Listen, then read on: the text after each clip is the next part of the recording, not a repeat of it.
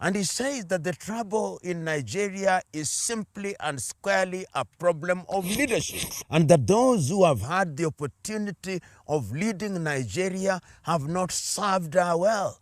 They have been people who are obsessed with personal benefit. He as much as says, not in so many words, that Nigeria has had the misfortune of being led by kakistocrats. Today we focus on one of the most important countries in the continent of Africa, the Federal Republic of Nigeria. Nigeria is Africa's most populous nation. Estimate says that 1 out of every 5 Africans is a Nigerian.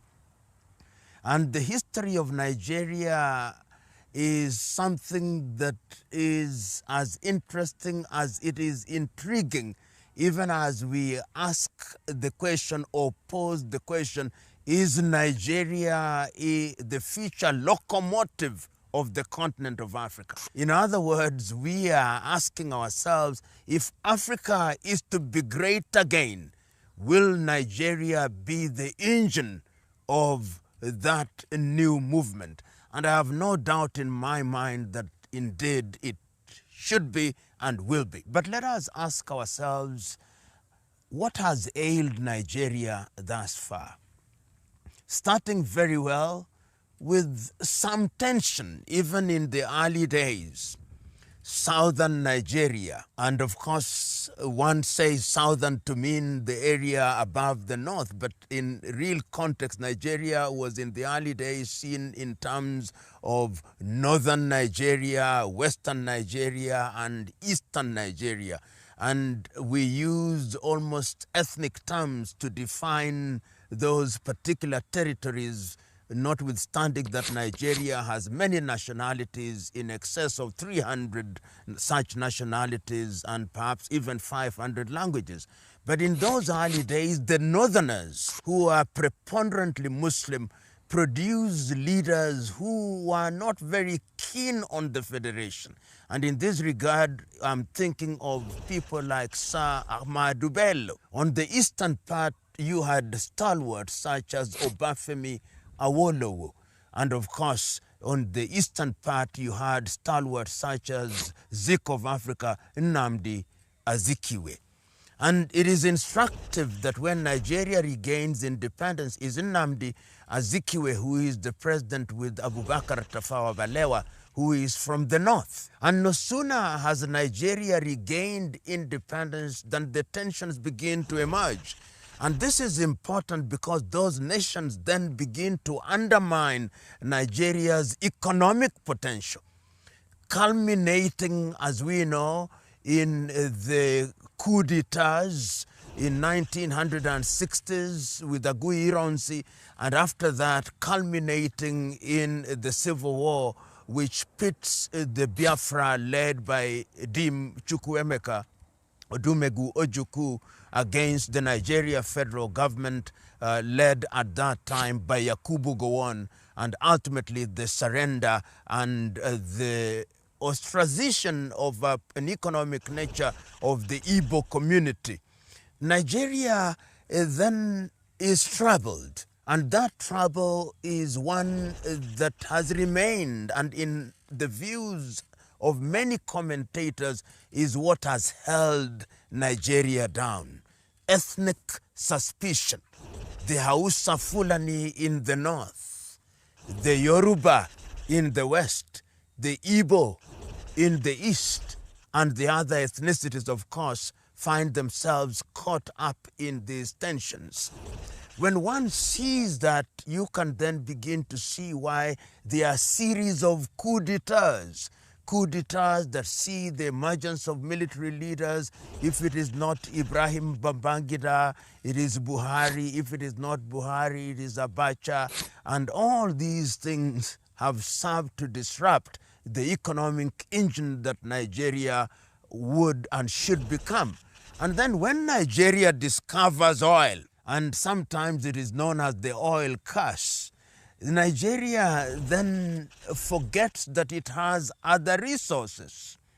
that it is possible to have serious agriculture in Nigeria, that it is possible to have mining as a source of income in Nigeria. Nigeria has zinc, Nigeria has iron ore, Nigeria has coal, Nigeria has cobalt. All these could be used to power the economic engine of Nigeria. But there is the obsession with oil, and oil magnates emerge, and this oil becomes an obsession and leads to mega corruption, leading Chinua Achebe to write very interesting books. In 1966, he writes the book A Man of the People, in which he dramatizes the problems of Nigeria, and he does not stop there. He writes yet another book, Anthills of the Savannah, which also dramatizes the problem of Nigeria. And in 1983, he writes the little book, The Trouble with Nigeria. And he says that the trouble in Nigeria is simply and squarely a problem of leadership, and that those who have had the opportunity of leading Nigeria have not served her well. They have been people who are obsessed with personal benefit. He as much as says, not in so many words, that Nigeria has had the misfortune of being led by kakistocrats. This is their very worst, and kleptocrats whose only claim to fame is that they want to steal from Nigeria. When one therefore sees that characterization, one can understand why Nigeria has never realized our potential. But yet Nigerians are some of the most amazing individuals in the world. Tell me, in which sector don't you find a Nigerian as a leading thinker or a leading practitioner, unfortunately outside of Nigeria? You go to the United States of America, to the United Kingdom, and look for the best doctors. They will be Nigerians. Go to those countries, look for the best architects.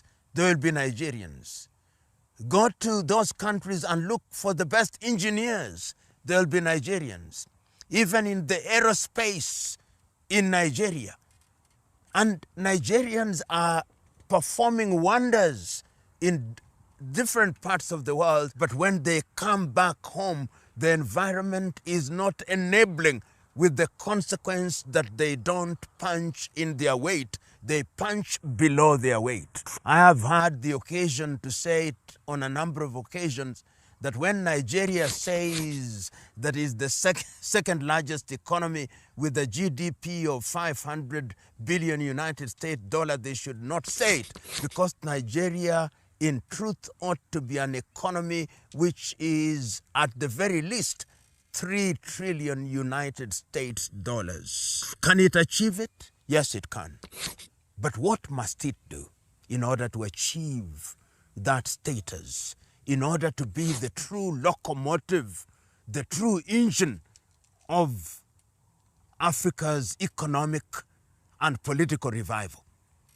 It can achieve it if it does a number of things. Number one, that it re-engineers her politics and introduces what I call hygiene in the conduct of our politics. What do I mean, hygiene? I mean that they should have systems for electing individuals both at the state and the federal level that allows men and women of integrity to emerge. Can it be done? Yes, it can be done. And one can say that in the recent past, when we have seen elections being carried out, there is improvement that is taking place in the federal units. I believe that if that were to be done, if hygiene were to be introduced in the conduct of political affairs of Nigeria, it would create an enabling environment. Number two, that the federal character of Nigeria should be given its pride of place, and the federal units should be allowed to unlock their potentials. I've had the advantage of visiting quite a number of states in Nigeria, and one is amazed at the possibilities. had the occasion of visiting the state of Akwa Ibom, and I was amazed at the quality of the roads to be found in Akwa Ibom. Amazing.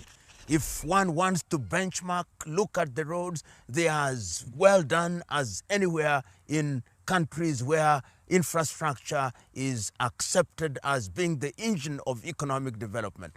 And one can see that in quite a number of states, if you go to Katsina, one is beginning to see that. In Bayelsa, one is beginning to see that. And in Enugu and in Anambra, one is beginning to see, and of course Ogun State and Adamawa and all these states, one begins to see a Nigeria that could emerge if hygiene were to be introduced. Nigeria must diversify her economy. The obsession with oil, we are actually in an area where we are moving away from fossil fuel. I don't think we will, but the truth is that even if we remain with fossil fuel, Nigeria must begin to diversify her economy. I want to see a Nigeria that has a mining sector that is thriving. And I'm very happy that Nigeria is beginning to add value to our products, including the newly established refinery by Aliko Dangote, so that we are refining our oil in Nigeria, we are refining our minerals in Nigeria, we are adding value. That would be another component in terms of enabling the economy to be the engine. The other area is in the area of agriculture. Nigeria, like many African countries, still imports food. Nigeria should not import rice. Nigeria should not import wheat.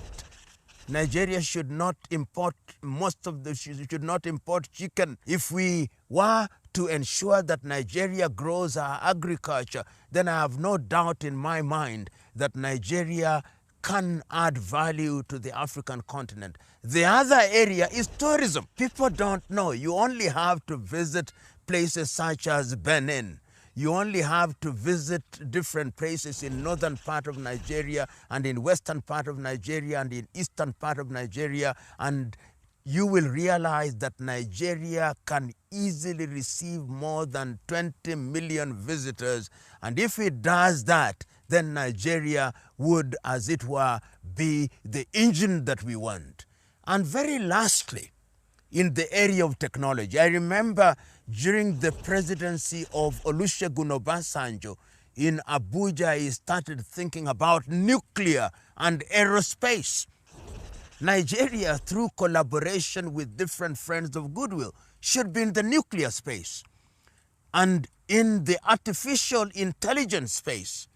And when she gets into that space, then she could begin to earn the dividends that come with these new technologies. In the financial sector, I'm very happy, and any observer should be, that Nigerian banks are now beginning to spread their wings in different parts of Africa. If it is not Guarantee Bank, it is Access Bank. If it is not Access Bank, it is UBA Bank. All these factors conjoined are telling one story, that a Nigeria that is alive to her potential, a Nigeria that is seeing herself as the engine of development with the use of people in Nigeria and Nigerians in the diaspora. The time is now for Nigeria to begin to take charge of our resources and our affairs. And when we say that, we are not for one moment saying that Nigeria will not trade with the rest of the world.